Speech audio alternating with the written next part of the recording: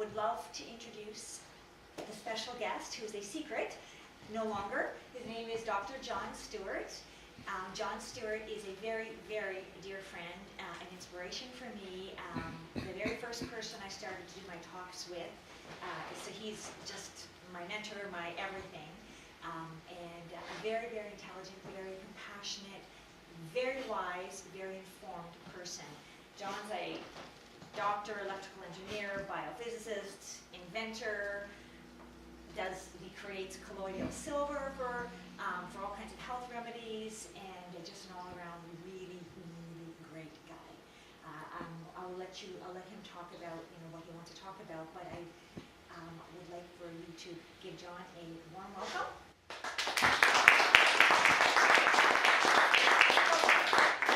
Well, thank you, Sandra. It's a great privilege to be invited.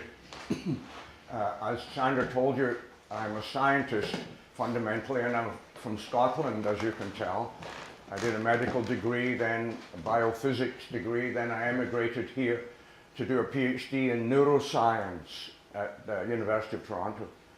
But I was dissatisfied with neuroscience. I realized that I was coming up against walls of my own ignorance in areas that were in physics, electronics, and chemistry. So I enrolled in the difficult four-year undergraduate electrical engineering program at University of Toronto. So I'm now a biomedical engineer, and my own company is biophysica.com, where I advertise a lot of my products for healing, the most important being colloidal silver, which right now is becoming more and more important because of all the viruses that are hitting us. Even this week, I understand there is a virus that's been dumped all over the planet. People are getting a cold with a weaponized virus. So things are certainly moving along. We need to have something like silver, which is a safe antiviral. So that's what I specialize in. So, but I do have a great interest in subtle energy, which is related to dimensions beyond the physical. So these quotes succinctly describe what I want to talk about. First of all, Albert Einstein, the field, in other words, there are fields that are beyond the physical dimension, beyond 3D, in 4D and 5D that Sandra will talk about later. And like here, don't use 3D thinking, linear thinking, when you're dealing with higher dimensional phenomena.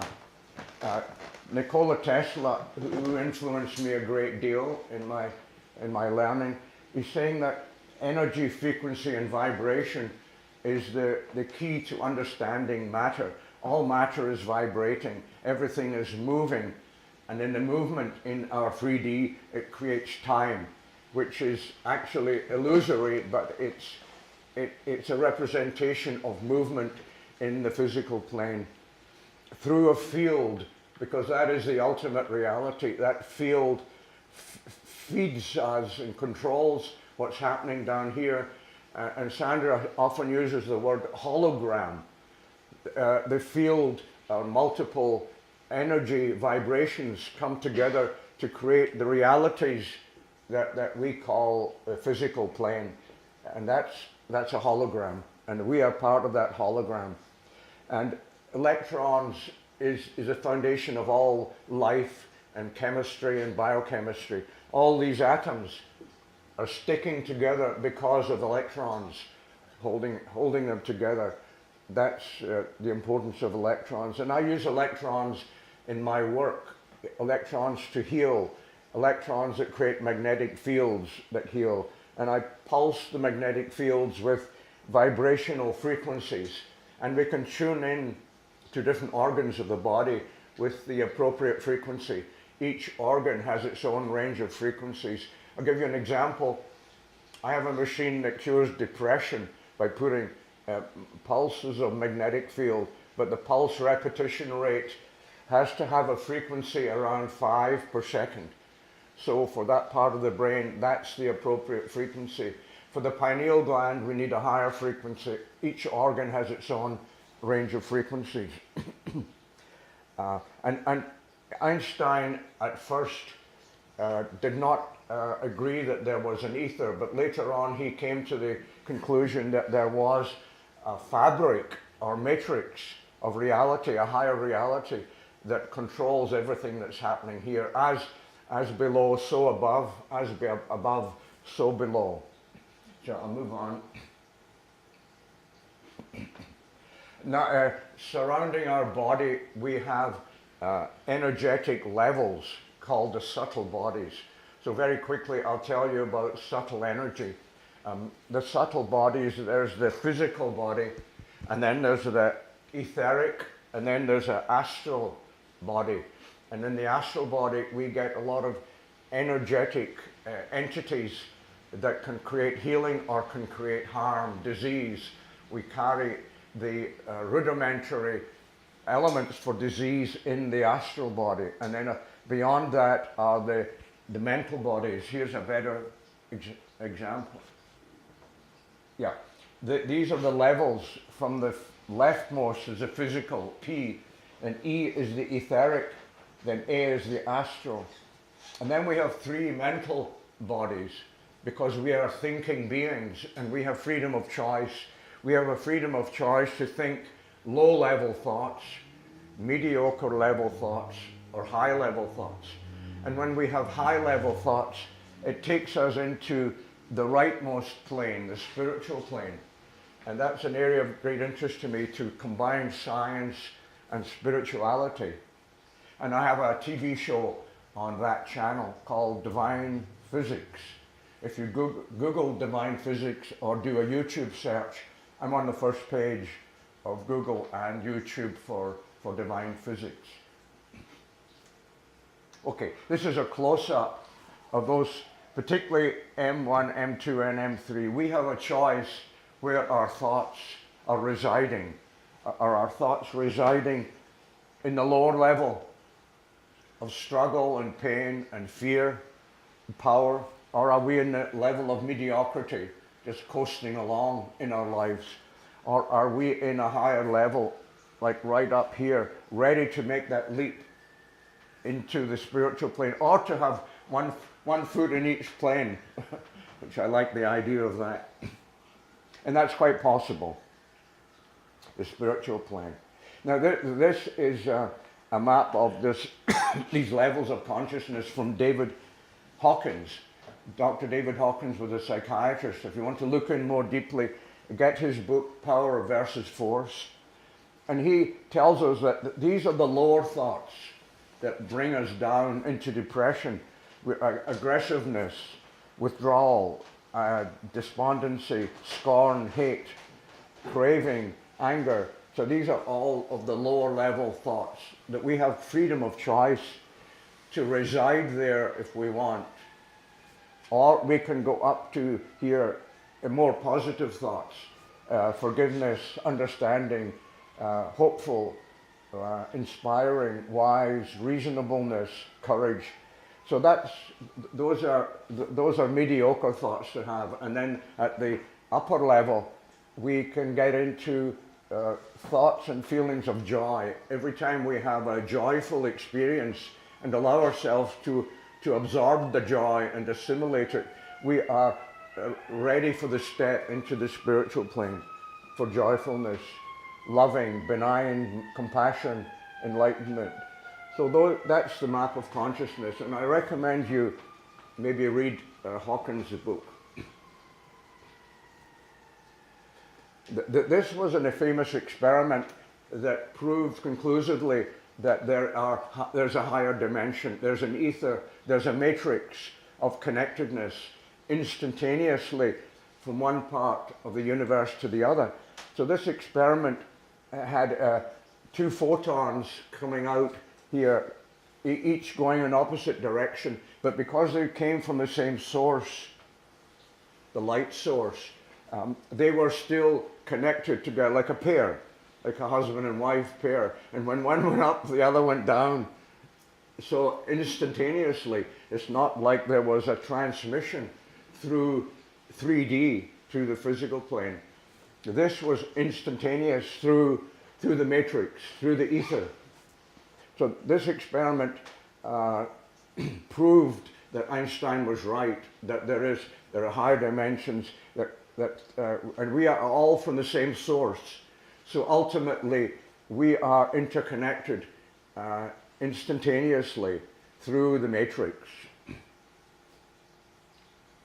And we have an organ of interconnectedness. It seems our pineal gland, which is down here at the focal point of the brain. The cranial bone is like a parabolic reflector, and everything we say focused down on the pineal. The pineal is like a relay station, radio, TV. It will receive and transmit pictures and information and words and thoughts back and forward between the physicality of the brain and the metaphysicality of the higher dimensions. And some of the different names for that, like Akashic Records, for example, is one name you probably heard of, that all that happens and has and will happen in the universe is already recorded. It's like a game, a video game. If you run a video game, often all possible moves are already recorded in the video game. You just navigate through the possible moves. That's the nature of our reality. All possible events are already recorded, and we just navigate through time and space through all of those possible events. This is another experiment that showed that cells in our body communicate with each other through ultraviolet pulses of different frequency. And when they put, there's a cell culture here radiating ultraviolet photons of toxicity. Like these are toxic cells, and they will transmit a toxic message to the healthy cells. And we experience that in everyday life. We are subjected to toxic influences that come to us, but we can protect ourselves if we don't allow the signals to get through. In this case, the window is either quartz or glass. Glass shields the ultraviolet light, and quartz allowed it through. So this experiment proved that cells do communicate with each other at different frequencies. The mind lamp is a device, a random event generator that picks up our consciousness. I have it with me. I'll plug it in later and we can demonstrate. I really would have been nice to have had it out and see how our consciousness in the room affects the mind lamp. Do you want me to get it? Yeah, I have it in my black bag. It's right behind you, Gaddy. Yeah, thanks. And we'll plug it in. And that was invented at Princeton University over 30 years of research by a group called HeartMath. And this is another of their projects, that the random event generator drives a little motor, and this toy robot can go around the table or the floor. And they had a group of chickens in a cage, and the chickens were able to interact through their consciousness with the randomness of the random event generator, showing that animals can communicate through that ether, communicate telepathically, and also plants communicate and receive and transmit messages. You might have heard of the famous experiment, Cleve Baxter. He was a polygraph scientist with the CIA back in the 1950s, and he put his polygraph electrodes onto a plant and measured their EEG, measured their waveforms. And the moment he thought, well, why don't I light a match and burn one of the leaves, the plant went into a panic, and it gave panic signals, showing that it was picking up his negative thought, his destructive thought.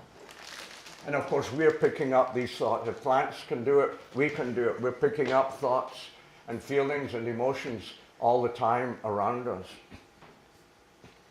And this, likewise, the water that we drink and the water in our body will pick up these energies. This is from Professor Emoto Masaru Emoto, a Japanese, showing that when you have benign thoughts, it has a beneficial, beautiful effect on water crystals. So this is a beautiful crystal. Negative thoughts can create ugly shapes in the crystals. So he has several books, Emoto, if you're interested in that, showing that water is picking up, water has consciousness, water has memory, and it's picking up information. And water is the basis of homeopathy. The water stores the healing information that the homeopathic doctor puts in.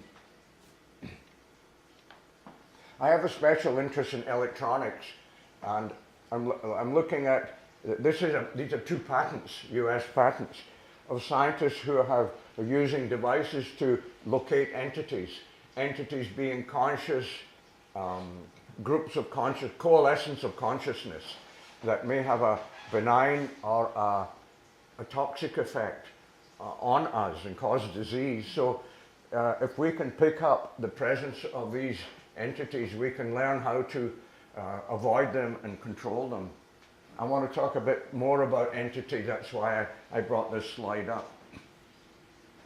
And this is an example of one of the detectors that has like a capacitive transducer with barium titanate, which is a very special dielectric material, and it can pick up these these high frequency signals that intelligent beings emit, including ourselves. Here another one that uses a laser beam in water, and our consciousness affects the water, and the laser beam can pick up and detect that effect. I want to talk about our chromosomes. Chromosomes are the little pieces that break off every time our cells divide, and we only have so many, 52 in humans, less in dogs and more in cats. And when we have run out of telomeres, our health declines, and that's around 100, 112, 120. So we want to find ways of lengthening, protecting, regenerating our telomeres for anti-aging, one of my areas of interest. Another area is some explanation of why the universe is the way it is. And this will lead on to some very important revelations. This is a level of intelligence in the universe, not very high like this table.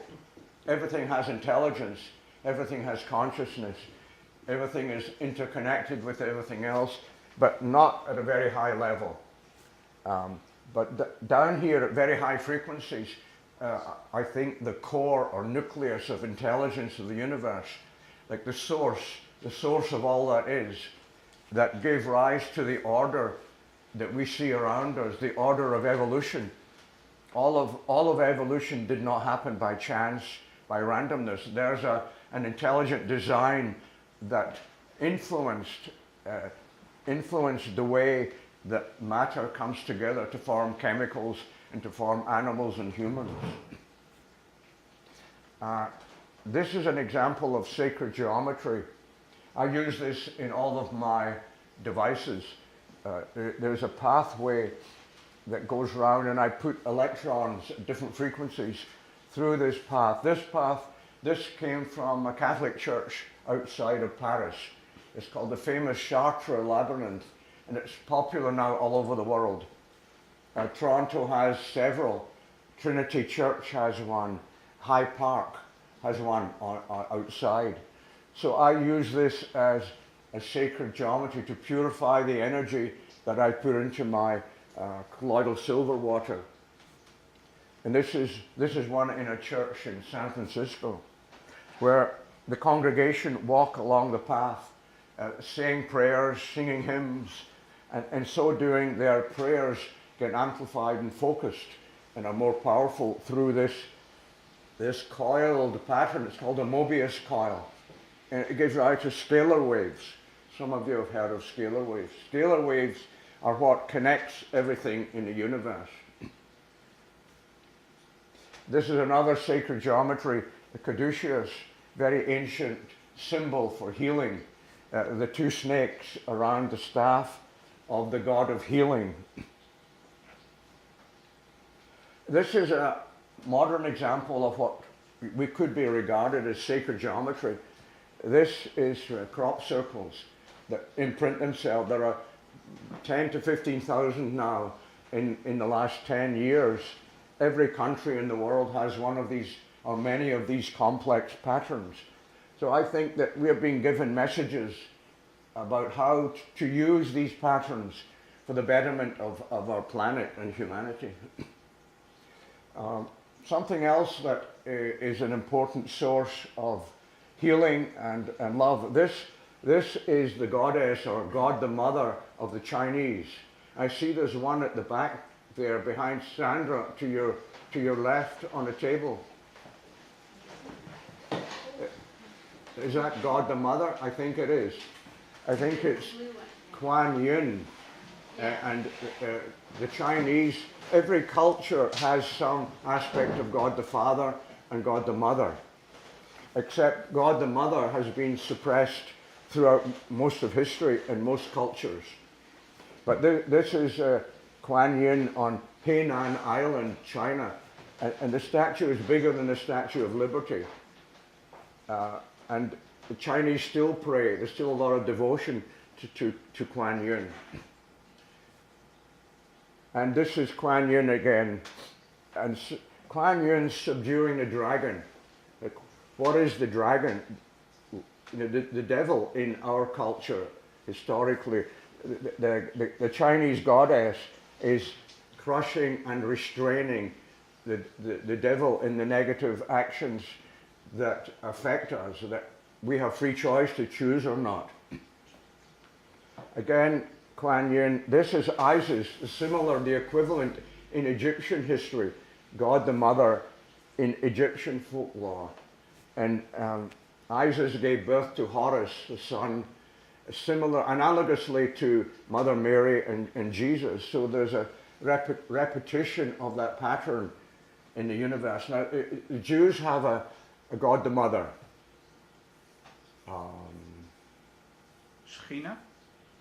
Shechina? No?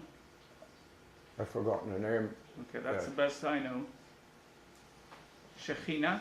Shekinah, yes. Yeah. Shekinah is God the Mother in Jewish tradition. But does any Jew know about Shekinah?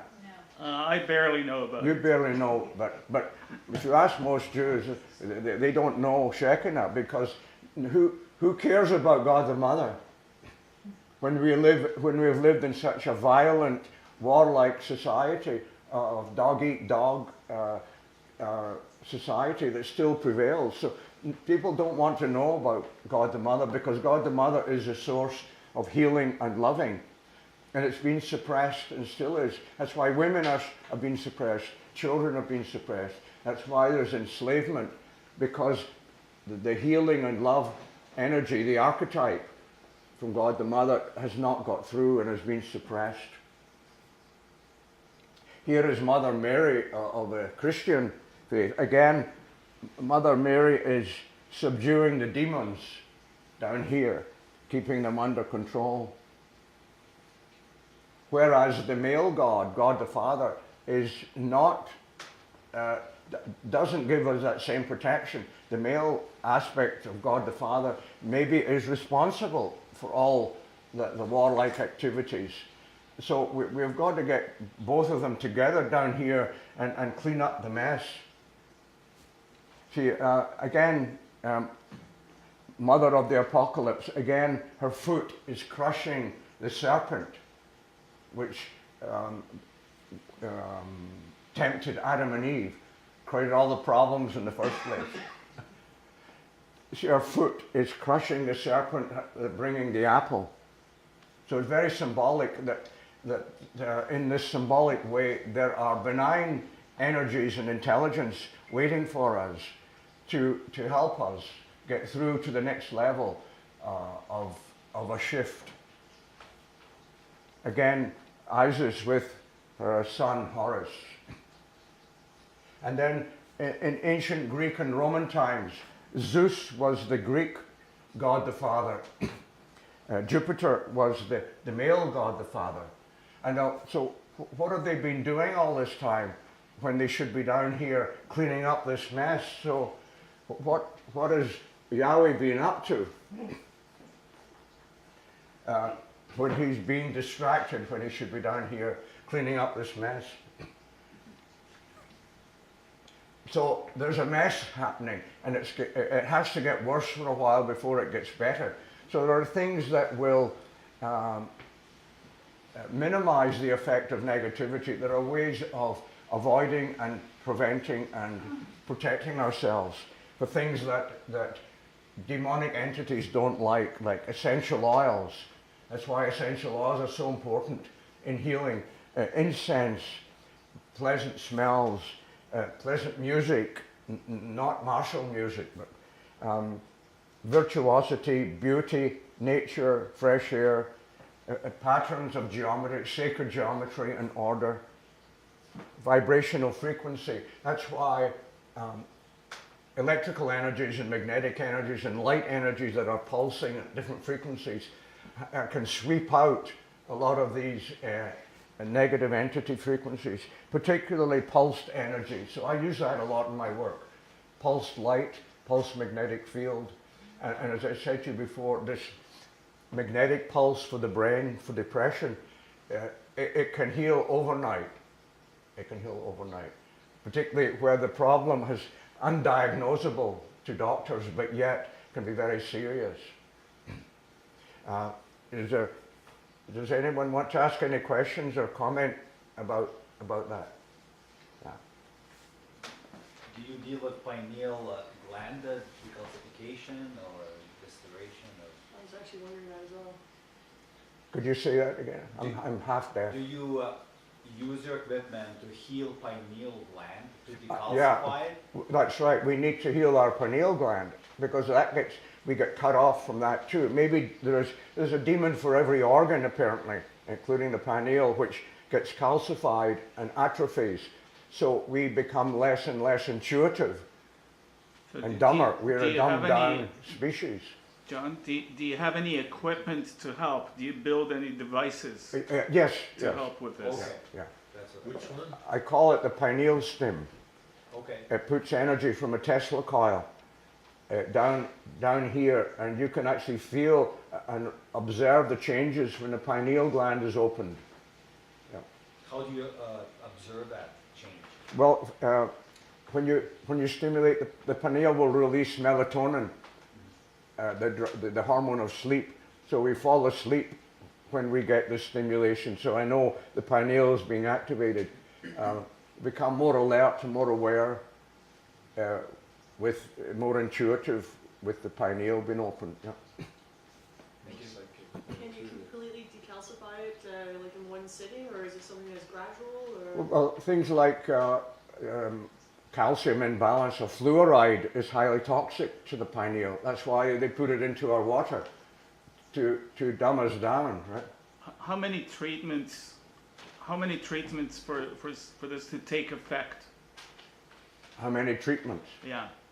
Well, it depends, if you've been decades in this situation, it could take 6 months or a year to notice a real improvement. But then we have to be ongoing with all of this, like a diet. We have to have a diet of healing energies. These energies are nutritious. They are part of our nutritional requirement. Energy is nutrition. Yeah. And not only that, but it's not just energy. Energy is the carrier wave, like in a TV station or radio station. It's not so much the energy, it's the signal, it's the picture that's riding on the energy that has the power. Can certain binaural waves help in healing pineal glands? Yeah, Like listening certain to frequency, about 32 hertz has been said to be the best frequency for stimulating the pineal gland. them? And then colors, different colors also help. And then aromas, and then activities like joyful activities like dancing, laughter, singing. That's why You have singing in churches. They sing hymns. They chant because they're vibrating the pineal. Yeah, got it. John, the question was about binaural frequencies. Can you elaborate on the binaural concept? You know, slightly out of phase. Well, the binaural is two different signals into each hemisphere to try to get the hemispheres to balance together. And not only can you use sound, binaural sound, both ears, but you can also use two light signals into the eyes to try to create a coherence, vibrational resonance between the right hemisphere and the left hemisphere. See, the dominant hemisphere on this side dominates with our thoughts. That's why people get depressed because of what they think, or people are happy because of what they think. So thinking has that power, you know. So, sorry, John, do you create any equipment based on on binaural technology? I don't know. It's available, so I don't reinvent the wheel. It's already out there. I think the Monroe Institute were the pioneers in that. They have all of that stuff, yeah. So I only invent things that are not being invented. What about lights being slightly out of phase? Yeah, I do that. That is unique to what I do. Yeah. And you look in, and usually it's red or infrared light that's pulsing at different frequencies, and you can try and get coherence or resonance between the two hemispheres of the brain. And like I said, the dominant hemisphere can dominate our more gentle, non-dominant hemisphere, where emotions are important. And in fact, interestingly enough, women have more connection between the right and left through what's called the corpus callosum. It's millions of cell fibers between the right and left hemisphere. Men have less, which is why men can do things that women would not do, immoral things, dangerous things that women would not, because they're more balanced in the two hemispheres. John, I want to interrupt you one last no, time please, here, just based on the discussion here. But you've had a success story with this light system. Yeah. On what was the issue? There was a physical issue with the eyes? Yeah, there was a young woman had eye problems. She was going blind, some kind of macular degeneration, and I treated her with red and infrared pulsed light, and within a day or two she could read again. But I think that was more because the doctors couldn't find anything, the ophthalmologist. I think this was a case of demonic influence. And with the pulsing, demons hate pulsed energy, and it sort of flushes them out right away, overnight. So almost miraculously. Miraculous. Well, we'd call it a miracle, but there's I think, a rational explanation in it. So let's move on. Exorcism. So how do we deal with these negative energies? Do we just wait around and pray and hope? The exorcism is becoming a big industry now. The Catholic Church is hiring more priests and training more priests. And if any of you are interested, there's a course coming up. 300 euros for an exorcism course. And down here, professional scientists, like here the psychiatrist is saying, as a psychiatrist, I diagnose mental illness, and I help spot demonic possession. So more professionals, particularly psychiatrists, are recognizing that there's more going on here than simple illness, schizophrenia, multiple personality. And I've seen cases, I know several friends who I'm sure are convinced are carrying residual demons. Think of, in the Bible, Mary Magdalene, how many demons did she have? The story is that Mary Magdalene had 7 demons, and Jesus healed her. and then she became a disciple. So actually, maybe most of us have some demonic influences all the time, and then we choose not to listen, not to go that path, not to be magnetized in that direction. Oh yeah, this is another psychiatrist. I just discovered this book 2 days ago. You all probably know Scott Peck's book, The Road Less Traveled. In 20 years ago, it was a bestseller. Well, towards the end of his life, the last few years, he wrote this book, A Psychiatrist's Personal Account of Possession and Exorcism. And he started working with patients he thought might have demons in order to disprove it, but ended up seeing so much evidence that eventually he acknowledged the reality of evil spirit, even at the risk of being shunned by his medical colleagues. So I ordered the book 2 days ago. I was hoping it might have come in this afternoon. This book from Amazon. His family prohibited its publication until I think weeks ago. And I just discovered it from emails that I subscribe to. So that could be very interesting. Just very briefly to finish, some books you might like to read. I recommended reading The Field by Lynn McTaggart. Very good book, because the field meaning the matrix that connects us all. This is a book by a physicist, the life force, Claude Swanson. Vibrational medicine by Gerber, how you can heal through these vibrational energies and frequencies. And David Wilcox, who's now on Gaia.com. There are many, many videos that are worth watching on his TV show. There's another scientist who did work with science and spirituality. Conversations with God. Neil Donald Walsh and many others claim to have had discussions with high-level beings who claim to be God.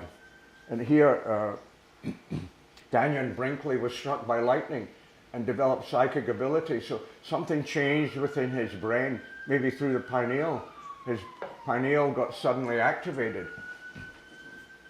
And this lady here is a healer from England, and she specializes in exorcism and points out that many activities that we do open portals to either positive or negative. And she tells us about Reiki and Ouija boards and pendulum and dowsing, that they open portals. So you've got to be protected if you're doing any of that kind of work. Protect yourself in advance. This is another one. This man here, it claims to be able to see angelic beings, both positive and negative. The Veil. Another good program to look at, Coast to Coast. And finally, Gaia.com. This is a wealth of information on the internet. That's all for tonight, and thank you very much for your presence.